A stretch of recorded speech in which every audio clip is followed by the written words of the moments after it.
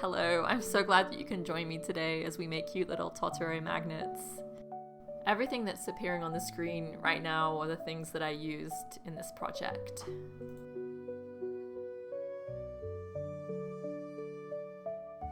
To create these stencils, I basically found images online from the movie Totoro and I pulled them into Procreate, which is a digital drawing app that you can get on the iPad, but any digital drawing app would work. And then I made the image more transparent, and then all I did was draw over the top of them to make some very simple black and white stencils.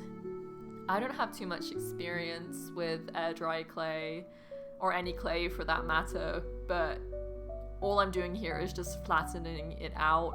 I recommend using a rolling pin actually, because I don't think I'd get a very smooth surface on this particular magnet. And now all I'm doing is cutting it out with an X-Acto knife around the stencil, and it is as simple as that. It's pretty important to smooth out the edges of this though as well, because it looks kind of crusty with just the raw edge from the X-Acto knife. And you can just do that by dipping your finger into some water and going around the edge of the shape.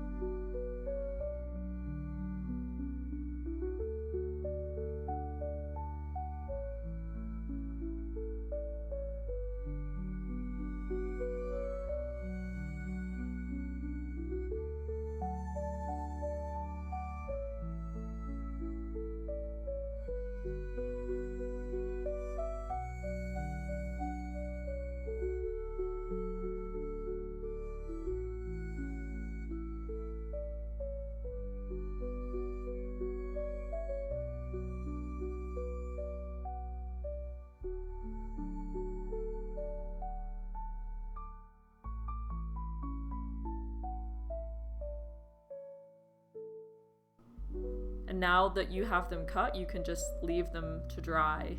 Ideally overnight, I think is best, but you can probably tell if they're dried or not because the color of them will change.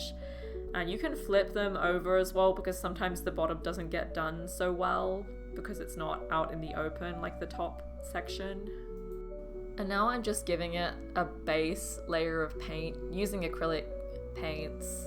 I made like a cream kind of color because I thought that would be really cute and contrast well with the colorful pictures that I'm going to be painting on them. I thought I should start off with something relatively simple, which is the soot sprites, just because they're basically circles. But I really was getting like bowling ball hole vibes while I was painting this.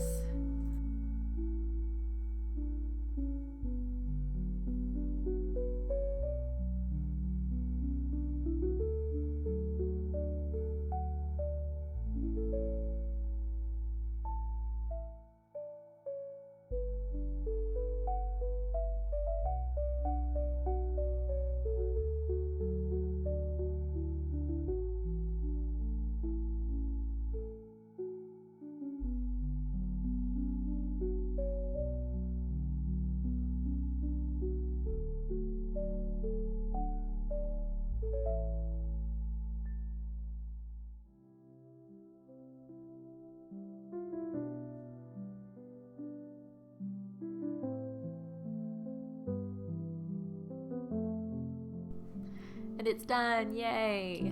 That one was really easy, and the next one I also decided to do one that I thought was very easy to try and get the hang of things.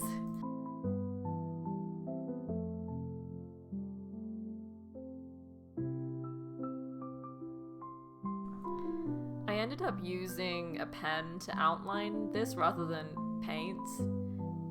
And I'm honestly surprised it worked, because this was just a fine liner and I don't think it was intended to go on top of acrylic paint like this, but it worked.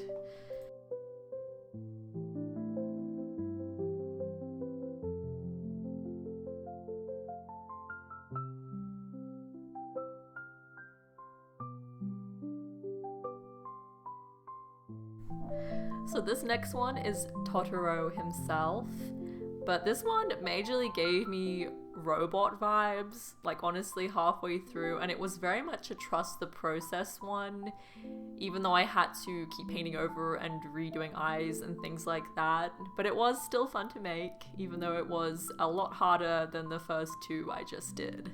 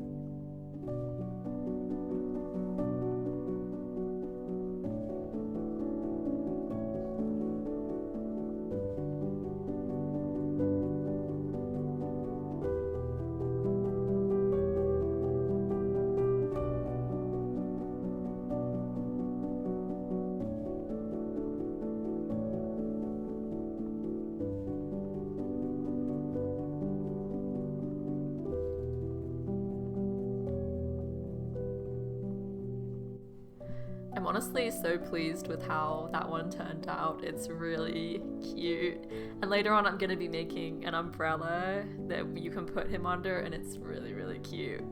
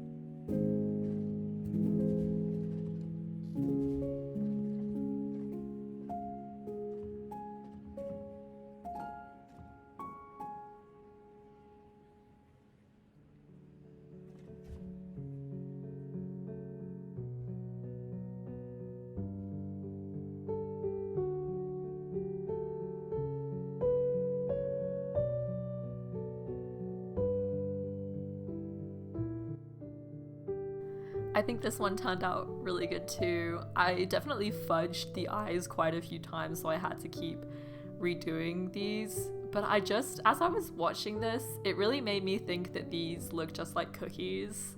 like I'm making cute little forbidden cookies. And now we're kind of moving away from the characters a little bit and going into kind of objects from the movie. And this is that plant that Totoro and the girls, they grew together by doing that dance.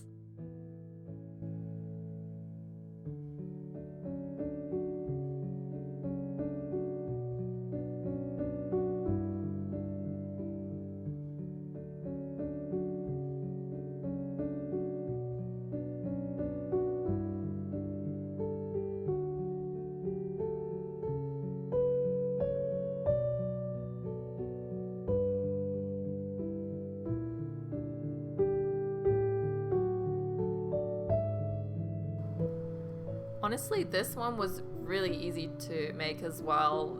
The hardest ones to make in this collection were definitely Totoro and the cat bus. They took a long time, and I kept messing them up and having to redo sections.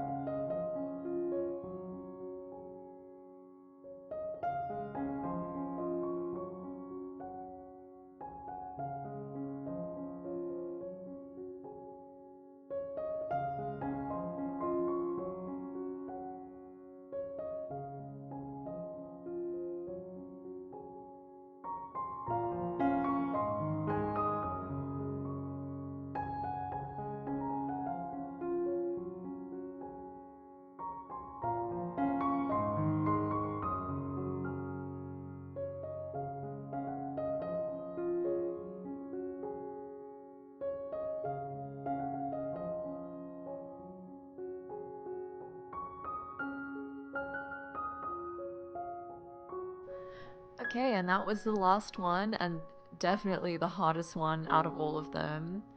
But I had a blast making these, and I think they look so good together as a set. But of course, this is not the end, because I wanted to add a layer of varnish on top of all of them to make them really shiny.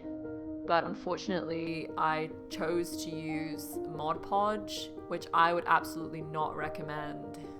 And the reason for this is because these magnets were actually a gift, and so I decided to wrap them in purple tissue paper, and the tissue paper unfortunately did stick to the Mod Podge and wouldn't come off.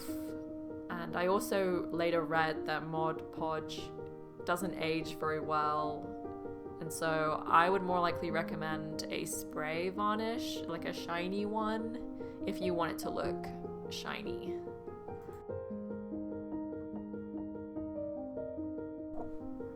And here they are stuck to the fridge, and I just think they look so good. They're so cute as a collection, and I love how Totoro looks under the umbrella.